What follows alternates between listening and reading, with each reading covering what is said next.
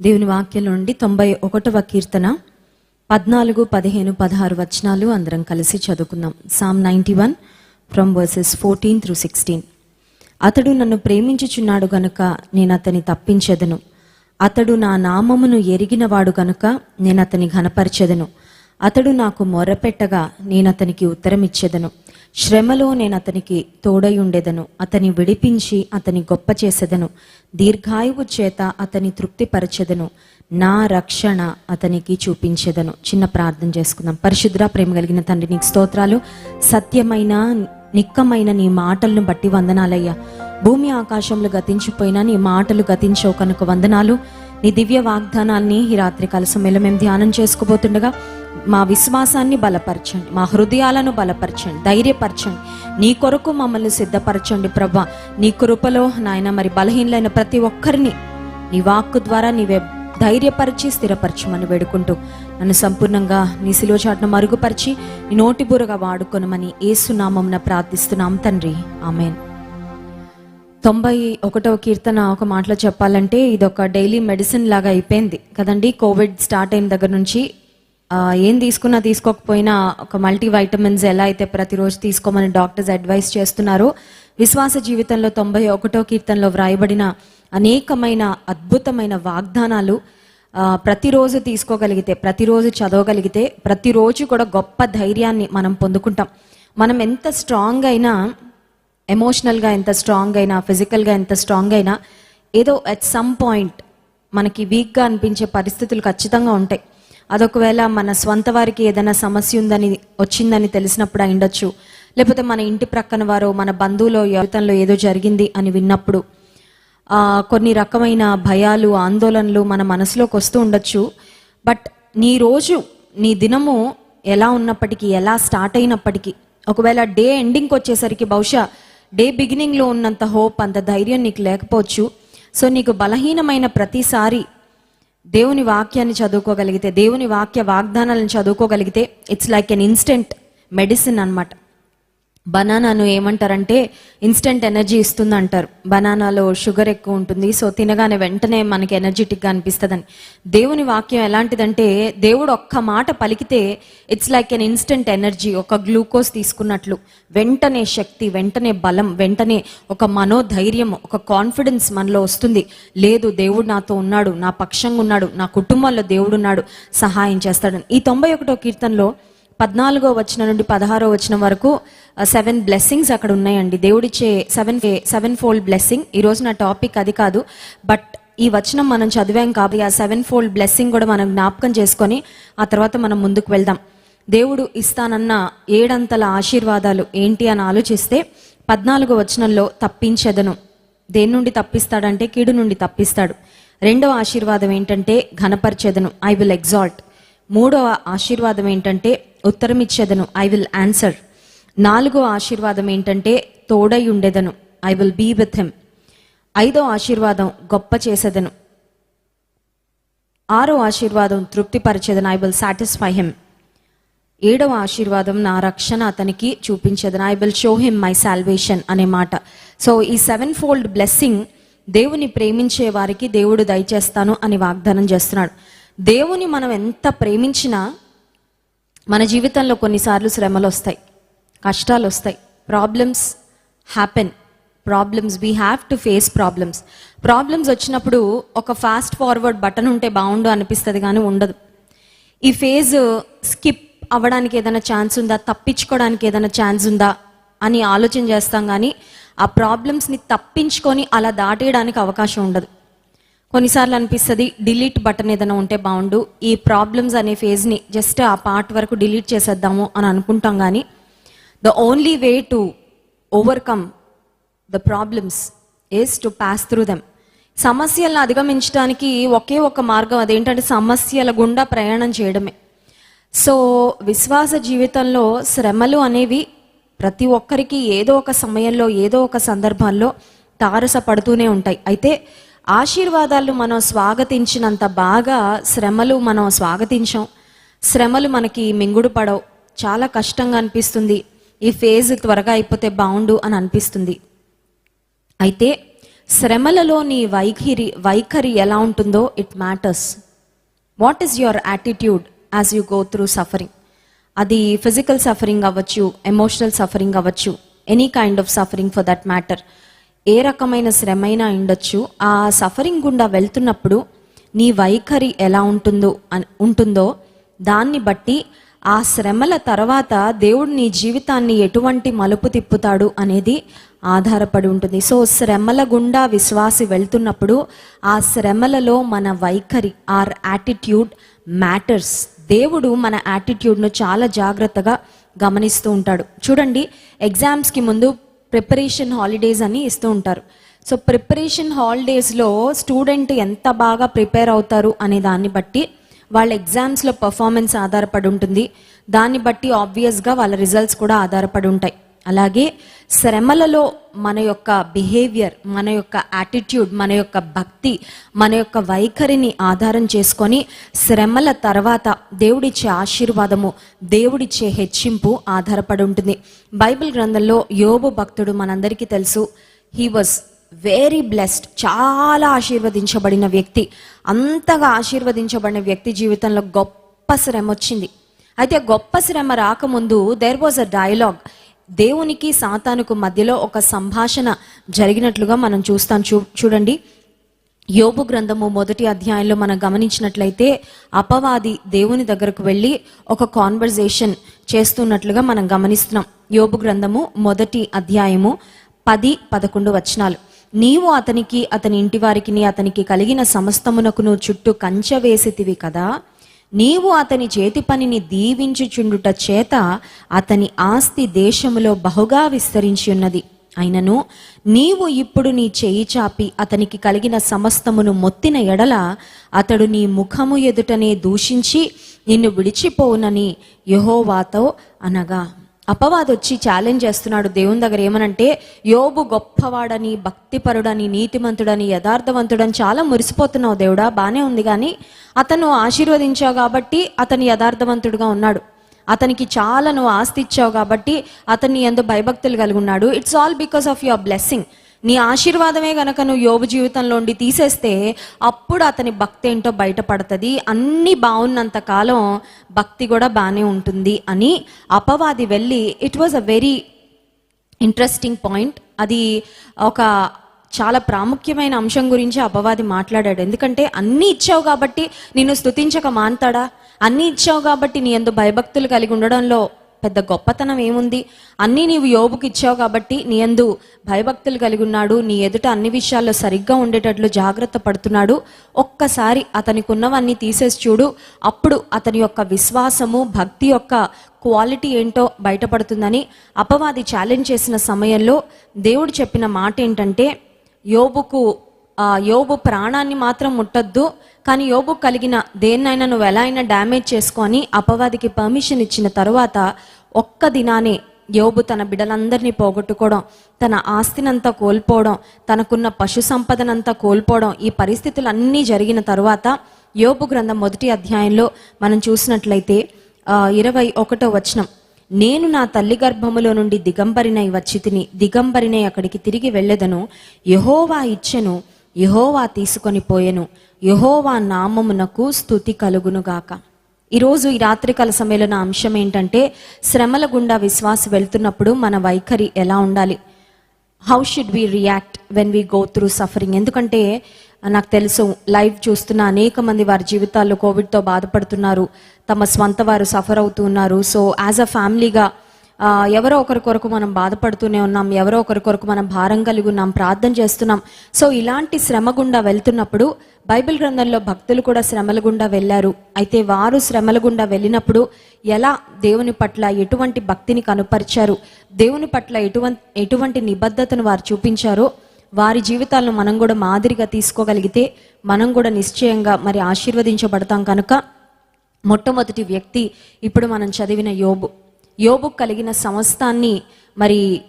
సమస్తాన్ని కోల్పోయినప్పుడు, తనకు కలిగిన సమస్తము తన వద్ద నుండి తీసివేయబడినప్పుడు యోబు యొక్క వైఖరి ఏంటి, యోబు యొక్క రెస్పాన్స్ ఏంటి అని ఆలోచిస్తే, యెహోవా ఇచ్చెను, యెహోవా తీసుకొని పోయెను, యెహోవా నామమునకు స్తుతి కలుగునుగాక. May the name of the Lord be praised. అంటే శ్రమలలో యోబు ఏం చేశాడంటే అఫ్ కోర్స్ ఏడ్చాడు, అఫ్ కోర్స్ బాధపడ్డాడు, అఫ్ కోర్స్ కన్నీరు కార్చాడు. బిడ్డలు చనిపోయారని తెలియగానే గుండెలు పగిలిపోయి ఉంటాయి, ఆ గుండెలు అవిసిపోయేలా రోధించుంటాడు, ఇవన్నీ జరుగుంటాయి. కానీ బట్ దేవుని విషయంలో యోబు యొక్క వైఖరి ఏంటి అని ఆలోచిస్తే దేవుని యోబు స్తుతించాడు. He did not curse God. సరే, యోబుకు దేవుని శపించాలనే ఐడియా రాలేదు, కానీ ప్రక్క నుంచి భారీ ఐడియా ఇస్తుందండి. యోబు గ్రంథం 2వ అధ్యాయంలో మనం చూసినట్లయితే 2వ అధ్యాయము 9వ వచనం, అతని భార్య వచ్చి నీవు ఇంకను యథార్థతను వదలకయుందువా, దేవుని దూషించి మరణము కమ్మనెను. విమెన్స్ బైబిల్ స్టడీలో బైబిల్ గ్రంథంలో విమెన్ని మేము ధ్యానం చేస్తున్నాము. లాస్ట్ ఇయరే I remember we meditated on Job's wife. యోబు భార్య పేరు బైబిల్లో వ్రాయబడలేదు, కానీ ఆమె జీవితం గురించి ధ్యానం చేయడం జరిగింది. యోబు భార్యలో ఉన్న క్వాలిటీ ఏంటంటే అన్నీ బాగున్నప్పుడు దేవుని స్తుతించే హృదయం ఆమెకుంది, కానీ కొంచెం పరిస్థితులు తారుమారు అవ్వగానే దేవుని పట్ల ఆమె యాటిట్యూడ్లో ఎంత మార్పు. అప్పటి వరకు దేవుని స్తుతించిన యోబు భార్య ఇప్పుడు దేవుని దూషించే స్థాయికి వెళ్ళిపోయింది. ఆమె తన మనసులో దూషించుకుంటానే ఉండుంటుంది, అందుకే తన భర్తను కూడా ప్రోత్సహించింది, ఎంకరేజ్ చేసింది. ఏమనంటే నువ్వు కూడా దేవుని దూషించి చావు అని. చూడండి, కొన్నిసార్లు విశ్వాసం ఏదో కష్టపడి అలా మేనేజ్ అవుతూ ఉన్నప్పుడు సడన్గా ఎవరైనా వచ్చి ఒక బ్యాడ్ ఐడియా ఇవ్వగానే విశ్వాసంలో వీక్గా ఉంటే వాళ్ళ ఐడియా వినేస్తుంటాం కదండి. గమనించండి, ఫెయిత్లో చాలా స్ట్రాంగ్గా ఉన్నప్పుడు ఎవరైనా మనకంటే బలహీన స్థితిలో ఉన్న విశ్వాసులు వచ్చి ఏదన్నా మనకు చెప్తూ ఉంటే మనం రెసిస్ట్ చేస్తాం, వినం వాళ్ళ మాట. కానీ మనమే సఫర్ అవుతూ, మనమే బాధలో ఉండి, మనమే డిప్రెస్డ్గా డౌన్గా ఉన్నప్పుడు కొన్నిసార్లు ఎవరైనా వచ్చి మనకిచ్చే చెడ్డ సలహాలు మనం కొన్నిసార్లు రిసీవ్ చేసేసుకుంటూ ఉంటాం. ఇక్కడ చెప్పాలంటే యోబు పిల్లల్ని పోగొట్టుకున్నాడు, ఆస్తిని, సంపదను అన్నిటిని పోగొట్టుకున్నాడు. ఇక్కడ ఆఖరికి 2వ అధ్యాయంలోకి వచ్చేసరికి తన ఆరోగ్యాన్ని కూడా పోగొట్టుకున్నాడు. ఇప్పుడు యోబు బ్రతుకుతాడో లేదో తన బ్రతుక్కి కూడా గ్యారంటీ లేదన్నట్లుగా అయిపోయింది. భయంకరమైన వ్యాధితో, వేదనతో బాధపడుతున్న సమయంలో భార్య వచ్చి తన బాధ చూడలేక అంటుంది, దేవుని దూషించి చనిపో నువ్వు అని ఒక ఐడియా ఇస్తున్నప్పుడు యోబు ఎట్టి పరిస్థితుల్లో ఆమె మాటను ఓకే చెప్పలేదండి, సమర్థించలేదు. యోబు ఎంత చక్కని రెస్పాన్స్ ఇచ్చాడు చూడండి. 10వ వచనం, అందుకు అతడు మూర్ఖురాలు మాట్లాడినట్టు నీవు మాట్లాడుచున్నావు, మనము దేవుని వలన మేలు అనుభవించుదమా, కీడును మనము అనుభవింప తగమా అనేను. ఆశీర్వాదాలు ఒకటేనా దేవుని నుంచి తీసుకోవాల్సింది? ఒకవేళ దేవుడు కీడిచ్చినా మనం అనుభవించడానికి తగమా అని ఎంత అద్భుతమైన ఆలోచన, ఎంత అద్భుతమైన యాటిట్యూడ్ అండి. నేను అనుకుంటాను దేవుడు ఎంత మురిసిపోయి ఉంటాడో యోబు యొక్క రెస్పాన్స్ని విని, యోబు యొక్క ప్రతిస్పందన. భార్య, స్వంత కట్టుకున్న భార్య వచ్చి అలాంటి మాటలు చెప్పి యోబును విశ్వాసంలో బలహీనపరచాలని, దేవునికి అగేన్స్ట్గా చేయాలని, అసలు దేవుడే ఉంటే, దేవుడే నిన్ను ప్రేమిస్తే ఇంత కష్టం ఎందుకు రాణిస్తాడు మనకు అన్నట్లుగా భార్య తనను దేవునికి విరోధంగా ప్రేరేపిస్తూ ఉన్న సమయంలో అసలు ఆమె మాటల్ని పట్టించుకోలేదు, ఆ మాటలు వినలేదు, ఆ మాటలు లెక్క చేయలేదు, ఆ మాటలకు అనుగుణంగా ప్రవర్తించలేదు. కానీ తిరిగి తన భార్యకే ఒక చక్కని అద్భుతమైన మాటను చెప్తున్న వ్యక్తిగా యోబును మనం గమనిస్తున్నాం. సో శ్రమలలో విశ్వాసం ఏం చేయాలంటే దేవుని నిందించడం కాదండి, యోబు భార్యలాగా దేవుని దూషించడం అంతకంటే కాదు, కానీ యోబు వలె దేవుని స్తుతించే అనుభవం. శ్రమలో దేవుని స్తుతించడం చాలా కష్టం. శ్రమలో దేవుని స్తుతించాలనిపించదు, కానీ శ్రమలో కూడా నీవు దేవుని స్తుతించగలిగితే బైబిల్ గ్రంథం సెలవిస్తుంది. యోబు గ్రంథం ఆఖరి అధ్యాయంలోకి మనం చూస్తే God gave him a double for all the trouble. యోబు వెళ్ళిన ట్రబుల్ అంతటికి డబుల్ బ్లెస్సింగ్, 2 ఆశీర్వాదము దేవుడు యోబుకు అనుగ్రహించాడు. కారణం ఏంటంటే శ్రమలో యోబు దేవుని విడిచిపెట్టలేదు, శ్రమలో యోబు దేవుని దూషించలేదు, నిందించలేదు, విశ్వాసంలో ఎంత మాత్రం సన్నగిల్లలేదు, కానీ దేవుని స్తుతించే అనుభవాన్ని యోబు కలిగి ఉన్నాడు. 2వ వ్యక్తి ఎవరని ఆలోచిస్తే దానియేలు గ్రంథం 3వ అధ్యాయము 1వ వచనంలో నెబుకద్నెజర్ రాజు బంగారు ప్రతిమను దూరా అనే మైదానంలో నిలబెట్టి, ఈ ప్రతిమకు మ్రొక్కని వారిని నేను వేడిమి గల అగ్నిగుండంలో పడవేస్తానని చెప్పినప్పుడు షద్రక్, మెషక్, అబెద్నగోలు దేవుని కొరకు నిలబడ్డారు. దానియేలు గ్రంథం 3వ అధ్యాయంలో మనం చూసినట్లయితే ఆ అంశాన్ని, ఆ మాటలు మనం గమనించవచ్చు. దానియేలు గ్రంథము 3వ అధ్యాయంలో షద్రక్ మెషక్ అబేద్నెగోలు రాజు ఆజ్ఞను ధిక్కరించిన సమయంలో వారు చెప్తున్న మాట 17వ వచనం, మేము సేవించుచున్న దేవుడు మండుచున్న వేడిమి గల ఈ అగ్నిగుండములో నుండి మమ్మల్ని తప్పించుటకు రక్షించుటకు సమర్థుడు, మరియు నీ వశమున పడకుండా ఆయన మమ్మను రక్షించును. ఒకవేళ ఆయన రక్షింపకపోయినను రాజా, నీ దేవతలను మేము పూజింపమనియు నీవు నిలువబెట్టించిన బంగారు ప్రతిమకు నమస్కరింపమనియు తెలుసుకొనుము. ఇక్కడ షద్రక్ మెషక్ అబేద్నెగోలు శ్రమలో ఏం చేశారంటే దేవుని కొరకు నిలబడ్డారు. మొట్టమొదటిగా యోబు జీవితంలోంచి మనం జ్ఞాపకం చేసుకున్నాం. శ్రమలలో దేవుని స్తుతించే అనుభవం యోబు భక్తుని జీవితం నుండి మనం నేర్చుకుంటే, షద్రక్ మెషక్ అబేద్నెగోలు శ్రమలలో దేవుని కొరకు నిలబడ్డారు. చూడండి, కొన్నిసార్లు కష్ట పరిస్థితులు వచ్చేదాకా బాగానే ఉంటాం, కానీ పరిస్థితులు కొంచెం టైట్ అవుతున్నాయి అనేసరికి ఎలా అయినా ఎస్కేప్ అవ్వాలని ప్రయత్నం చేస్తూ ఉంటారు చాలాసార్లు. అంటే క్రైస్తవ్యం అనేది ఆశీర్వాద మార్గం అనుకున్నామండి.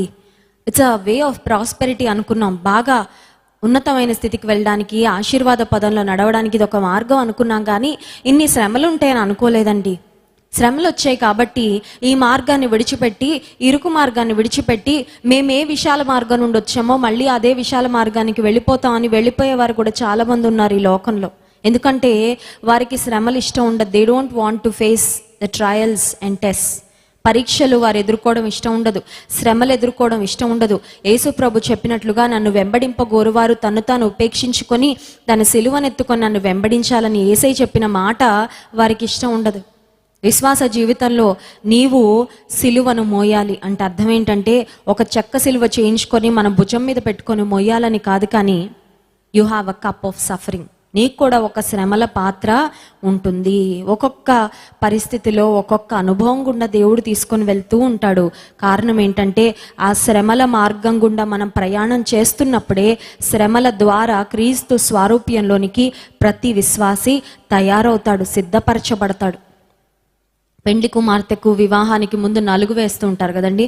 బాగా నలుగు వేస్తే బాగా షైన్ అవుతుంది, చాలా అందంగా కళగా తయారవుతుందని. విశ్వాసికి కూడా శ్రమలు అలాంటివి. శ్రమలు మనల్ని దేవుని యొక్క మహిమా రూపంలోనికి మారుస్తాయి. శ్రమల మార్గంలో వెళ్ళినప్పుడు నీ యొక్క విశ్వాసం గట్టిపడుతుంది, నీ విశ్వాసం అమూల్యమైన విశ్వాసంగా తీర్చిదిద్దబడుతుంది అని గుర్తించాలి. సో రెండవదిగా, షద్రక్ మెషక్ అబేద్నెగోల జీవితంలో శ్రమల గుండా మనం నేర్చుకోవాల్సిన అనుభవం ఏంటంటే, శ్రమలలో దేవుని కొరకు నిలవబడే అనుభవం. ఒకవేళ మరణాన్ని ఎదుర్కోవాల్సి వచ్చినా సరే మొక్కేస్తాం అనలేదండి. చాలా సింపుల్. వారికి అగ్నిగుండాన్ని తప్పించుకోవాలంటే వెరీ సింపుల్, ఒక్క మొక్కు. ఆ దూరా మైదానంలో నిలబెట్టించబడిన బంగారు ప్రతిమకు ఒక్కసారి నమస్కారం చేసేస్తే ఎస్కేప్ అయిపోవచ్చు. అగ్నిగుండం ఉండదు, టెన్షన్ ఉండదు, అమ్మో ఏమవుతుందో అనే బాధ ఉండదు, ఏది ఉండదు కదండి. చూస్తూ చూస్తూ చూస్తూ అగ్నిగుండంలో నడవడం అంటే అది సామాన్యమైన విషయమేనా? చూస్తూ చూస్తూ శ్రమల్లోకి వెళ్ళాలంటే అది సామాన్యమైన విషయం కాదు. ఒకవేళ విశ్వాసంలో బలహీనం అయిపోయిన ఇంకెవరైనా షద్రక్ మెషక్ అబేద్నెగో స్థానంలో ఉండుంటే వాళ్ళు ఏదో ఒకటి చెప్పి ఎస్కేప్ అయిపోయేవారేమో, లేకపోతే ఆ బంగారు ప్రతిమకు నమస్కరించేసేవారేమో. కానీ షద్రక్ మెషక్ అబేద్నెగోలు మాత్రం శ్రమలలో దేవుని కొరకు నిలబడ్డారు. మూడవ అనుభవం మనం చూసుకొని ముగించుకుందాం. మూడో అనుభవం ఏంటంటే, దానియేలు గ్రంథం 6వ అధ్యాయంలో సింహాల బోనులోకి సైతము వెళ్తాడని తెలిసిన, శ్రమ తనకి ఎదురుగా ఉందని తెలిసిన దానియేలు జీవితంలో శ్రమల విషయంలో, శ్రమలు వచ్చినప్పుడు ప్రార్థన చేసే అనుభవం, ప్రార్థించే అనుభవం. When Daniel prayed in God's presence, దినానికి రోజుకు 3 మారు దేవుని సన్నిధిలో మోకాళ్ళుని ప్రార్థన చేశాడంట. దేవుని సన్నిధిలో చేసిన ఆ ప్రార్థనే సింహాల బోనులోకి వెళ్ళిన తర్వాత తిరిగి క్షేమంగా దానియేలును బయటకు తీసుకొని వచ్చింది. షద్రక్ మెషక్ అబేద్నెగోల జీవితంలో దేవుని కొరకు శ్రమలలో నిలబడినందుకు దేవుడిచ్చిన ఆశీర్వాదం ఏంటంటే, దానియేలు గ్రంథం 3వ అధ్యాయము 30వ వచనంలో మనం ఆ మాట చూస్తాం. చూడండి, దానియేలు గ్రంథం 3వ అధ్యాయము 30వ వచనం. అంతటి నుండి రాజు షద్రక్ మెషక్ అబేద్నెగోయను వారిని బబులోను సంస్థానములో హెచ్చించెను. దేవ ప్రమోటెడ్ అనే మాట, ప్రమోషన్ వచ్చిందంట. అగ్నిగుండంలోకి వెళ్ళొచ్చాక ప్రమోషన్ రావడం ఏంటండి అంటే, అది దేవుడిచ్చిన ప్రమోషన్. హల్లెలూయా. నువ్వు దేవుని కొరకు శ్రమలలో నమ్మకంగా నిలబడితే నిన్ను ఎలా ప్రమోట్ చేయాలో దేవునికి తెలుసు. శ్రమలే వద్దండి అనుకుంటే శ్రమలు ఉండవు, ప్రమోషన్లు కూడా ఉండవు. కొంతమందికి భయం అండి పరీక్షలు రాయాలంటే భయపడితే ప్రమోషన్ ఎలా వస్తుందండి? నువ్వు ఇంటర్వ్యూ ఫేస్ చేయడానికి భయపడిపోతే ఉన్నత స్థితికి ఎలా వెళ్తావు? విశ్వాస జీవితంలో నువ్వు శ్రమలకు పిరికి వ్యక్తిలాగా భయపడిపోతూ కూర్చుంటే ఉన్నతమైన స్థితికి వెళ్ళడానికి అవకాశం ఉండదుగా. దేవుడిచ్చే ప్రతి శ్రమను look at it as an opportunity to prove your faith in God. దేవుని పట్ల నీకున్న ప్రేమ, విశ్వాసము, భక్తి, నిబద్ధతను రుజువు చేయడానికి వచ్చే ఒక మంచి అవకాశంగా చూడు. ఎందుకంటే శ్రమలలో నిన్ను నాశనం చేయడానికి దేవుడు ఎప్పుడు శ్రమలను పంపించడు. God will never allow suffering in your life to break you, but he will allow suffering in your life to make you. అప్పటికప్పటికి చూస్తుంటే నన్ను బ్రేక్ చేస్తున్నాడు దేవుడు అనిపిస్తుంది, కానీ బ్రేక్ చేసి ఇంకా బెటర్ పాత్రగా నిన్ను మేక్ చేస్తున్నాడు. నీకు అర్థం అవట్లేదు. అది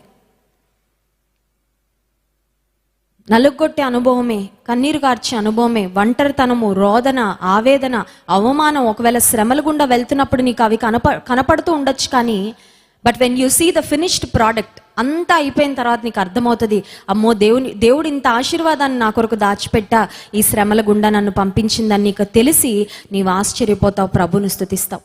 దానియేలు జీవితంలో కూడా మనం గమనించినట్లయితే 6వ అధ్యాయంలో చివరి వచనం 28వ వచనం, ఈ దానియేలు దర్యావేషు ప్రభుత్వ కాలమందును పారసీకుడగు కోరెషు ప్రభుత్వ కాలమందును వర్ధిల్లెను అనే మాట మనం చూస్తున్నాం. హీ ప్రాస్పర్డ్ అనే మాట, ఇందాకేమో ప్రమోటెడ్ అనే మాట, ప్రాస్పర్డ్ అనే మాట. ఎవరికి వద్దండి ప్రమోషన్ నాకు వద్దనే వారు ఎవరైనా ఉన్నారా? ప్రాస్పెరిటీ నాకు వద్దనే వారు ఎవరైనా ఉన్నారా? ఎవరు లేరు. శ్రమలు వద్దనే వారు మాత్రం అందరం ఉంటాం కదండి. అమ్మో శ్రమలా వద్దు, నాకు వద్దు శ్రమలు, ఇంకెవరికైనా ఇచ్చే, ఆ శ్రమల పాత్ర ఇంకెవరికైనా ఇచ్చేస్తే బాగుండు దేవుడు అనుకుంటాం. కానీ ప్రమోషన్ కావాలి, ప్రాస్పెరిటీ కావాలి, వర్ధిల్లే అనుభవం కావాలి, ఉన్నతమైన స్థితికి వెళ్ళే అనుభవం కావాలి. ఒకవేళ అది నీకు కావాలని కోరుకుంటున్నట్లయితే నీ జీవితంలో వచ్చిన ఈ పరీక్షలో దేవుని పట్ల నీకున్న విశ్వాసాన్ని రుజువు చేసుకో. అపవాది కొన్నిసార్లు వచ్చి చెవులో మాట్లాడుతూ ఉంటాడు, ఏమని తెలుసా? దేవుని దూషించే, దేవుని తిట్టే, దేవుని నిందించే, అవమానకరంగా మాట్లాడే, దేవుని స్తుతించకు, దేవుని ఆరాధించకు, ప్రార్థన చేయకు, నోరు మూసే, ప్రార్థన చేసావు ఇంతకాలం ఏమైంది నీ ప్రార్థనకు దేవుడు జవాబిచ్చాడా అని కొన్నిసార్లు నిన్ను బలహీనపరిచే మాటలు మాట్లాడుతూ ఉంటాడు. కానీ దానియేలు వలె, షద్రక్, మెషక్, అబేద్నెగోల వలె, యోబు వలె నీవు జీవించగలిగితే, శ్రమలలో దేవుని స్తుతించగలిగితే, ప్రార్థించగలిగితే, దేవుని కొరకు నిలబడగలిగితే ఆశీర్వాదం. బైబిల్ గ్రంథంలో మనం చూస్తాం, ఇశ్రాయేలీలు ఐగుప్తు నుండి బయటకు వచ్చారు, కానీ వారికి శ్రమలు వచ్చిన ప్రతిసారి అన్ని లక్షల మందే, కానీ దేవుడు వారిని గమనిస్తూ వచ్చాడు. God used to keep a check on their attitude. కొంతమంది సణుగుతూ వచ్చారంట. సణుగుతున్న వారు వాగ్దాన దేశంలో ప్రవేశించలేదు. సణిగిన వారు సంహారకుని చేత అరణ్యంలో నశించారు అనే మాట ఉంది.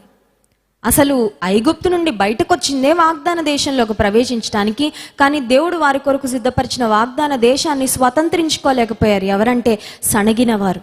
కానీ విశ్వాసంతో దేవుని కొరకు నిలబడిన వారు, ఏ పరిస్థితులు వచ్చినా దేవుని కొరకు ఎదురు చూసిన వారు, దేవుని స్తుతించిన వారు, ఓపికతో దేవుని కార్యాల కొరకు కనిపెట్టిన వారు, ప్రార్థించిన వారు, వారందరూ మాత్రం అద్భుతమైన విధానంలో వాగ్దాన దేశంలోనికి ప్రవేశించారు. పాలు తేనెలు ప్రవహించే దేశం. నీ జీవితంలో కూడా God has a land that is flowing with milk and honey for you, prepared for you. పాలు తేనెలు ప్రవహించే దేశాన్ని కొరకు ఉంచి పెట్టాడు, సిద్ధపరిచి పెట్టాడు. కానీ ఈ శ్రమలలో నువ్వు నమ్మకంగా నిలబడగలిగితే ఆ వాగ్దాన దేశంలోనికి ప్రవేశం నీకు దొరుకుతుంది. అట్టి కృప, దేవుని కొరకు శ్రమలలో నమ్మకంగా నిలబడే కృప తన ప్రజలైన మనకు దేవుడు అనుగ్రహించిన గాక. ఆమెన్. కళ్ళు మూసుకోండి, ప్రార్థన చేసుకుందాం. పరిశుద్ధ ప్రేమ కలిగిన తండ్రి, నీకు స్తోత్రాలు. నీవు మాట్లాడిన మాటలను బట్టి వందనాలయ్యా. శ్రమలో నేను అతనికి తోడై ఉంటానన్నావు, మమ్మల్ని విడిచిపెట్టవయ్యా. నువ్వు శ్రమలలో మమ్మల్ని నాశనం కానివు ప్రభా, అతన్ని విడిపిస్తాను, గొప్ప చేస్తానని వాగ్దానం చేసావు తండ్రి. భక్తుల జీవితాల్లో అదే విధంగా నువ్వు చేసావు ప్రభా. ఈనాడు భయంకరమైన అగ్ని పరీక్షల వంటి శ్రమల గుండా ఎంతమంది నీ బిడ్డలు వెళ్తూ ఉన్నారో, కోవిడ్తో బాధపడుతూ, మరణంతో పోరాడుతూ ఎంతమంది నాయనా వారి విశ్వాసానికి కూడా ఒక పరీక్షను ఎదుర్కొంటూ ఉన్నారో, వారందరినీ నీ కృపచేత బలపరచండి. జరుగుతున్న పరిస్థితుల వల్ల విశ్వాసంలో బలహీనం కాకుండా వారిని శక్తిమంతులుగా చేయండి. శ్రమలలో నిన్ను స్తుతించే అనుభవము, శ్రమలలో నీ సన్నిధిలో ఎడతెగక ప్రార్థించే అనుభవము, శ్రమలలో నీ కొరకు నిలబడే అనుభవం మాకు నేర్పించు ప్రభువా. శ్రమలలో నిన్ను మహిమపరిచి, నిన్ను ఘనపరిచి ఆ తర్వాత నీవిచ్చే మెప్పును, ఆశీర్వాదాన్ని మేము స్వతంత్రించుకోవడానికి నీ కృప మాకు దయచేయమని యేసు నామమున ప్రార్థిస్తున్నాం తండ్రి. ఆమేన్.